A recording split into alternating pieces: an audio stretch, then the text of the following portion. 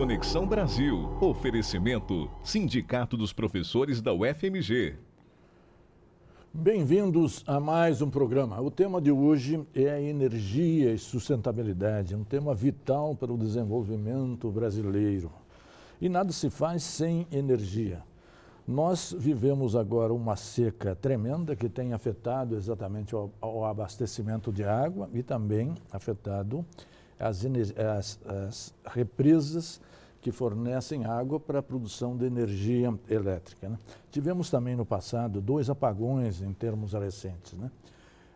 O programa de hoje será dedicado à análise da matriz energética brasileira, por que razões nós produzimos esses apagões e como é que nós podemos pensar o fornecimento de energia para que a falta de energia não seja um fator limitador do nosso desenvolvimento, que também nesse momento já estamos propriamente classificados como recessão técnica, em função do PIB baixo e de uma recessão durante os 2 primeiros semestres desse ano. O ano que vem será um grande desafio, exatamente, e como estamos no meio do processo eleitoral, pensar energia e sustentabilidade é fundamental para o país. O nosso convidado é Carlos Martinez, professor da Universidade Federal, professor de engenharia, um especialista no tema e também vice-presidente da APUB, Associação de Professores, que tem apoiado exatamente a realização desse programa aqui. Bem-vindo, professor, é um grande prazer tê-lo aqui. Prazer é todo meu. Discutir um tema relevante como esse. Qual a matriz energética brasileira? Como é formada, professor? A matriz energética brasileira, ela é formada basicamente por um suprimento de energias de origem renovável e por um suprimento de energias não renováveis. A matriz energética brasileira, ela é uma matriz que ela é considerada limpa hoje no mundo, porque em torno de 40%, 50% da matriz ela é renovável. Né? Dessa matriz, nós estamos falando de energia.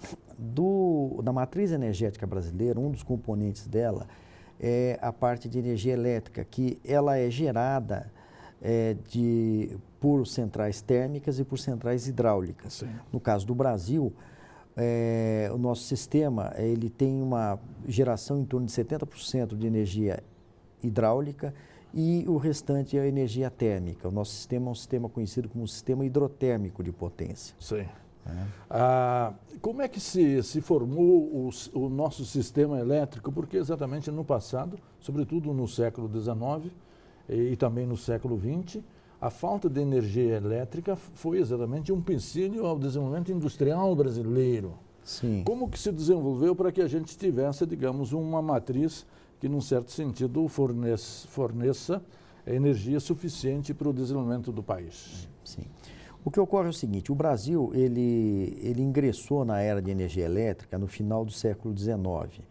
E o Brasil ele viveu 3 grandes momentos e ele deve estar entrando na atualidade num 4º momento do setor elétrico. O primeiro momento foi quando foram instaladas as primeiras centrais hidráulicas, as primeiras centrais térmicas de geração de energia, que deram suporte ao princípio de industrialização no país. Sim.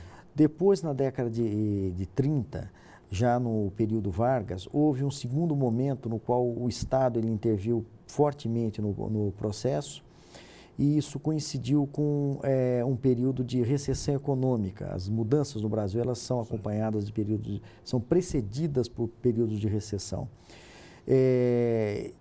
Esse período ele se prolongou durante a década de 30 e durante o período da década de 40, desembocou na década de 1950 com uma grande crise de fornecimento de energia elétrica, que é uma crise que algumas pessoas ainda se lembram hoje, em que algumas cidades ficaram sem abastecimento de energia elétrica durante, às vezes, até mesmo anos. Sim. Não é? Isso por falta de energia, de oferta de energia, ou por seca ou outros problemas por um conjunto de fatores. Um deles por falta de investimentos. Sim. Outro porque nós tivemos entre a década de 40 e 50 uma grande estiagem que se caracterizou com o que nós chamamos hoje de período crítico do setor elétrico aqui na região sudeste. Sim. Então, nessa época, houve um desabastecimento quase que catastrófico do Brasil. Sim. E aí o Estado novamente resolveu intervir e foi o início da formação das grandes empresas estatais. É dessa época que surgiram empresas como a CEMIG, CESP e posteriormente Copel e um monte de outras empresas que formaram o forte setor elétrico brasileiro que nós temos hoje. Elas precedem ou são posteriores a 1964? Elas precedem. Sim. O que ocorre é o seguinte, os primeiros movimentos de estatização são da final dos anos 50, início dos anos 60. Logo após 64, houve uma estruturação, mas dentro do mesmo momento em que se formaram as grandes empresas geradoras, distribuidoras e transmissoras. Né?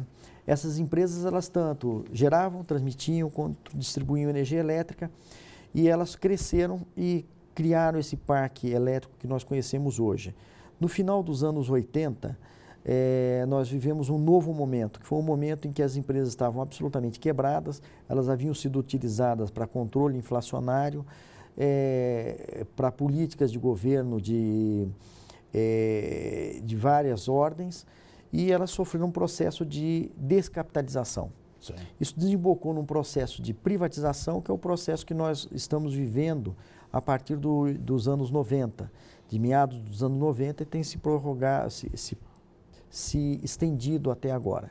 E essa privatização que separou geração, distribuição e comercialização, foi uma boa decisão, professor? Foi uma decisão baseada em necessidades de momento. Se você descentraliza, se você parte essas empresas em 3 grandes blocos, somente de geração, ou só transmissão ou distribuição, a tendência é que você tenha um serviço mais focado naquele processo. Sim. Então, existe uma visão que mostra que a eficiência do sistema seria maior, não é? E foi o que foi feito. Mas é um processo que ele acabou não sendo terminado. Perfeito. Não é? Então, é um modelo que foi implantado, mas foi implantado pelas metades, vamos dizer assim. Mas aqui em Minas, a CEMIG continuou exatamente produzindo, distribuindo e vendendo energia, né? Sim. Minas é um estado afortunado. A CEMIG é uma empresa muito bem estruturada. É uma empresa que ela foi montada nos idos dos anos 1950, depois ela progrediu, entrou na década de 60. A CEMIG é a mãe de Furnas, não é? A bem da verdade, Furnas ela surge de um braço da CEMIG e é uma empresa que sempre se manteve muito estruturada. Então, ela é uma empresa muito forte, é uma empresa bastante consistente. Alguns outros estados não tiveram essa sorte e tem empresas que literalmente entraram num processo de insolvência. Vamos citar aqui o caso de Goiás. A Companhia de Energia de Goiás está numa situação muito complicada. Qual o grau de eficiência do nosso sistema elétrico? Mas esse será tema do nosso segundo bloco. Um instante só, voltaremos já. Interconexão Brasil. Oferecimento Sindicato dos Professores da UFMG. Interconexão Brasil. Oferecimento Sindicato dos Professores da UFMG. Bem-vindos de volta. Estamos trabalhando o tema energia e sustentabilidade. No primeiro bloco, nós colocamos o desenvolvimento do sistema elétrico brasileiro, que é um sistema composto de 70% de energia hidráulica e 30% exatamente de outras fontes propriamente de energia. Já deixamos no ar a pergunta desse primeiro bloco, que seria: qual a eficiência do nosso sistema elétrico do país? A gente tem que primeiro entender o que significa eficiência. Tá? Um sistema eficiente é um sistema que consegue abastecer as demandas que existem de uma forma bastante razoável, com uma qualidade aceitável. Sim. No caso do estado de Minas, o sistema elétrico nosso é muito bom. Em outros estados, nem tanto. Então, o sistema elétrico, apesar de ser um sistema interligado, ele tem várias facetas e várias empresas têm níveis diferentes de eficiência. Perfeito. De uma forma geral, o sistema elétrico brasileiro é bom. Sim. E a situação das empresas hoje estão descapitalizadas em função do baixo preço da energia elétrica? Algumas empresas, sim. Algumas empresas sofrem muito fortemente com o problema de descapitalização por conta de manobras do ponto de vista de comercialização de energia e de decretos que fazem com que esses valores acabem sendo diminuídos de forma artificial. Então, o que nós temos que entender é que se o sistema elétrico brasileiro e mundial, ele demanda grandes quantidades de recursos. Tá? Isso é um negócio enorme, bilionário. E para que esse negócio progrida e ele vá para frente, nós precisamos de capital. E não vai ser restringindo a entrada de capital e nem restringindo o lucro que nós vamos dar suporte à produção de energia elétrica. Por outro lado, o Brasil em si, o Estado brasileiro, ele não tem condições de suprir todas as demandas da população. Claro. Além de energia, nós temos que suprir saúde, educação, uma série de outros fatores. Então, nós precisamos da participação de todos os segmentos da sociedade. As empresas, sim, estão descapitalizadas, sofrem muito hoje. Pois é, e com a descapitalização das empresas, como é que nós faremos os novos investimentos, professor? Toda mudança, ela vem de uma crise. Nós vamos entrar numa crise, essa crise vai se agravar nos próximos anos, caso não seja tomada nenhuma decisão, nenhum redirecionamento, e nós vamos encontrar um caminho, que é um caminho vamos dizer assim, um caminho do meio, um caminho de equilíbrio, no qual nós vamos criar novas condições para que as empresas continuem investindo no setor elétrico e produzindo energia elétrica. Se a nossa opção for por não fazer esse tipo de reversão, nós vamos pagar em termos de desenvolvimento econômico. Sim. Não haja dúvida disso. Nós tivemos recentemente 2 apagões. Quais as causas desses apagões? As causas são diversas. A primeira parte do problema, o primeiro apagão que nós tivemos na década de 2000, ele foi oriundo de baixos investimentos, de uma condição econômica do país precedente a isso, que era muito desfavorável. Não é? O segundo momento que nós estamos praticamente vivendo hoje é um momento em que, por falhas de planejamento associadas a condições climáticas, nós não podemos nos esquecer que nós estamos numa condição climática desfavorável, tá? Nos leva a uma situação de desabastecimento. Sim. Tá? Então, é uma conjunção de decisões equivocadas com uma condição climática. Esse filme, ou seja, esse roteiro, ele permeia a história da humanidade. Decisões erradas e condições climáticas, condições ambientais adversas. Quer dizer, ainda, se eu entendi bem, nós não superamos ainda a crise, então? Nós nem começamos a crise. Em que sentido, professor? Em que sentido? Nós podemos estar entrando num período crítico do setor elétrico, um novo período crítico, um período de baixas afluências de vazão. Os nossos reservatórios já estão muito baixos e nós podemos ter problemas sérios de geração no futuro, com aumentos de tarifa para conter demanda, e vamos pagar isso de uma forma muito severa no que diz respeito ao desenvolvimento econômico da nação. Então, nós corremos um risco, sim, esse risco ele existe. Não é? Só o tempo poderá dizer se eu estou certo ou se eu estou errado. Sim. Espero estar errado. Perfeito. Prevê-se a entrada de novas hidrelétricas para exatamente aumentar a oferta de energia? Algumas novas hidrelétricas estão sendo construídas, notadamente e fortemente na região amazônica, não é? Mas nós também temos a participação de energias alternativas, ditas alternativas, pequenas centrais hidrelétricas, geração eólica, geração a partir de resíduos agrícolas, por exemplo, bagaço de cana, e geração solar fotovoltaica, que ainda é muito incipiente, porque tem um custo muito forte, muito alto. E nós não podemos nos esquecer que existe uma opção, que é a opção nuclear. A opção nuclear, ela é uma opção que, ela para boa parte da população, ela não é muito razoável, tendo em vista que a era nuclear começou muito mal, não é? Mas ela é uma opção tecnologicamente existente, consistente, e ela não pode ser esquecida. Perfeito. E em termos de energia alternativa, quais têm sido os investimentos feitos pelo Brasil? Fortemente na área de geração eólica, não é? Mas nós precisamos das linhas de transmissão.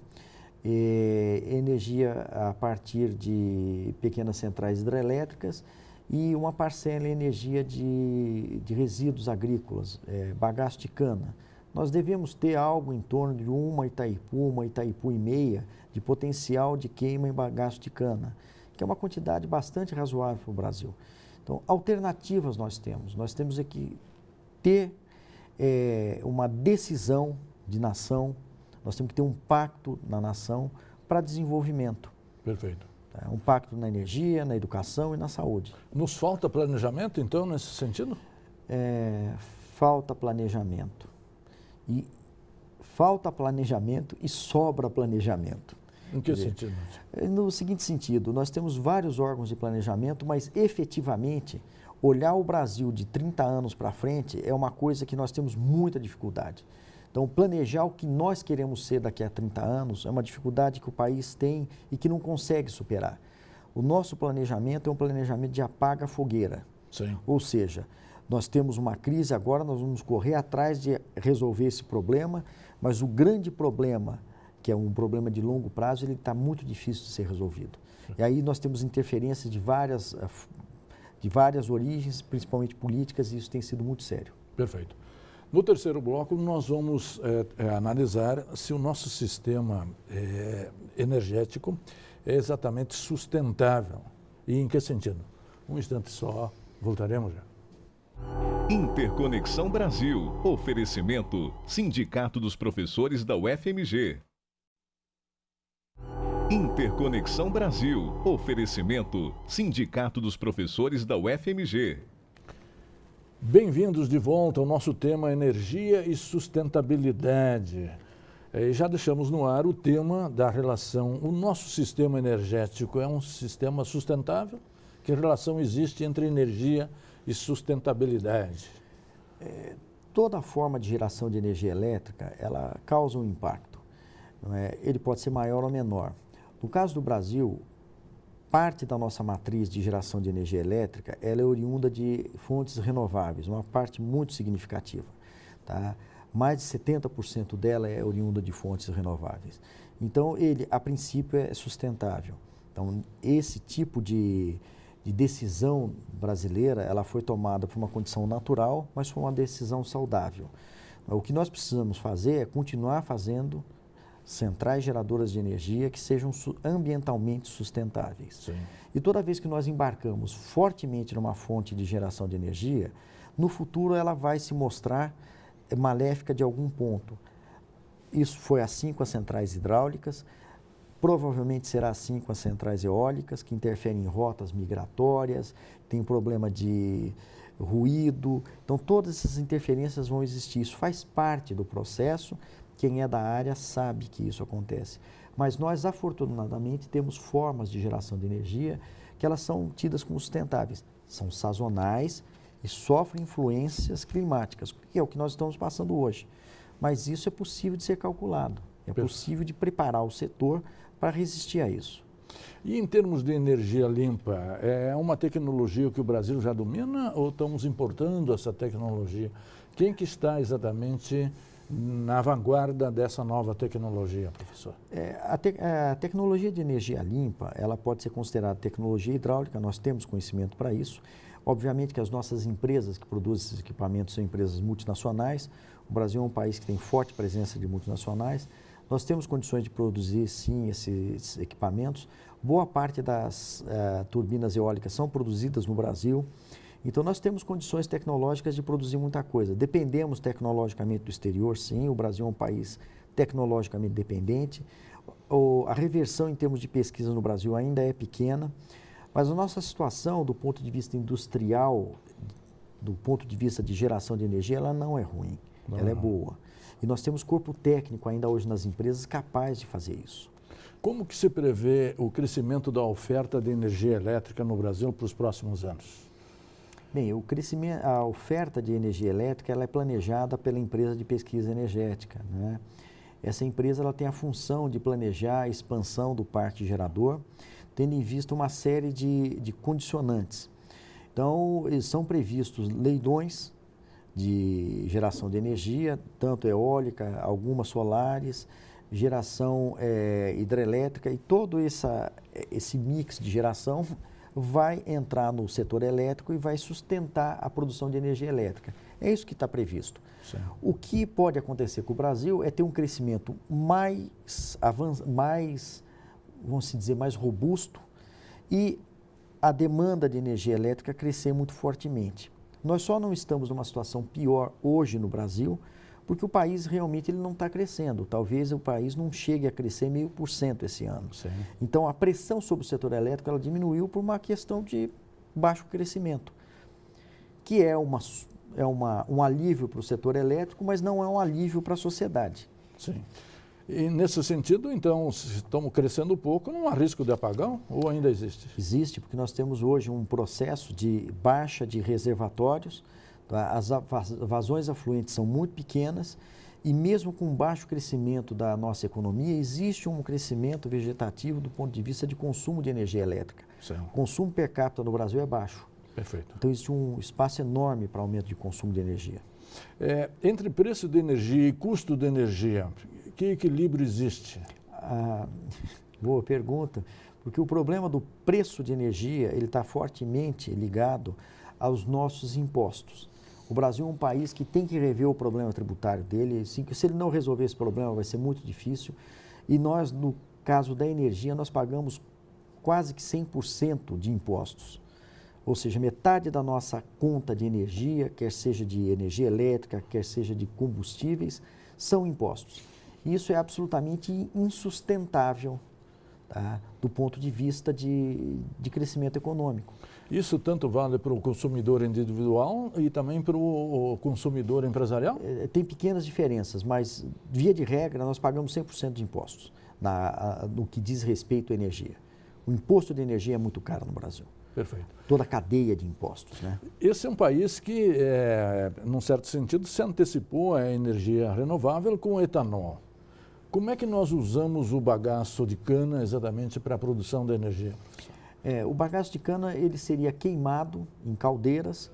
Essas caldeiras vão produzir vapor, esse vapor passa por turbinas a vapor e se gera energia na ponta. Esse é o processo de produção de energia térmica a partir do bagaço de cana e de resíduos agrícolas. Mas até que ponto isso tem sido usado?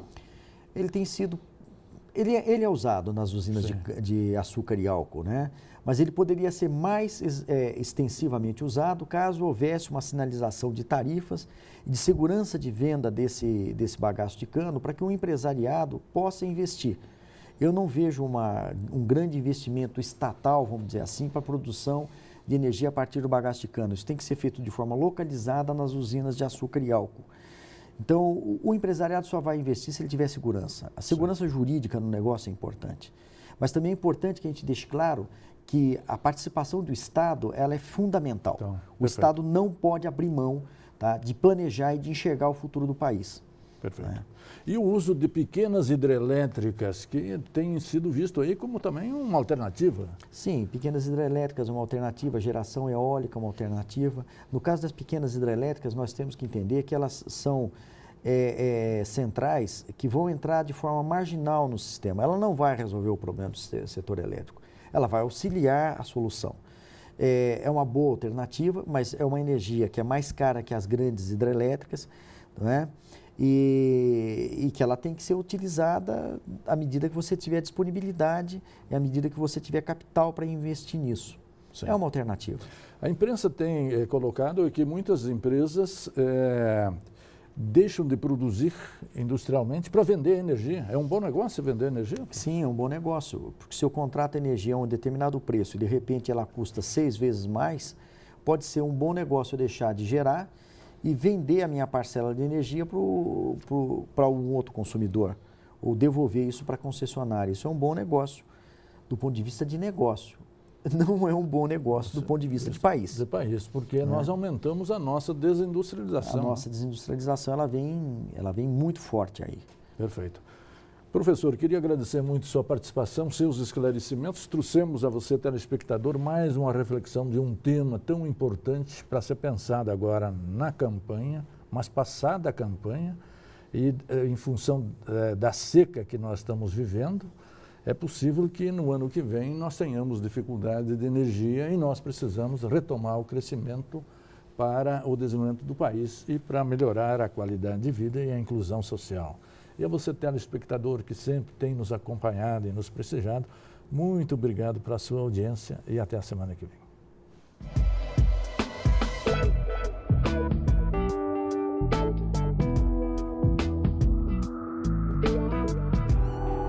Conexão Brasil. Oferecimento: Sindicato dos Professores da UFMG.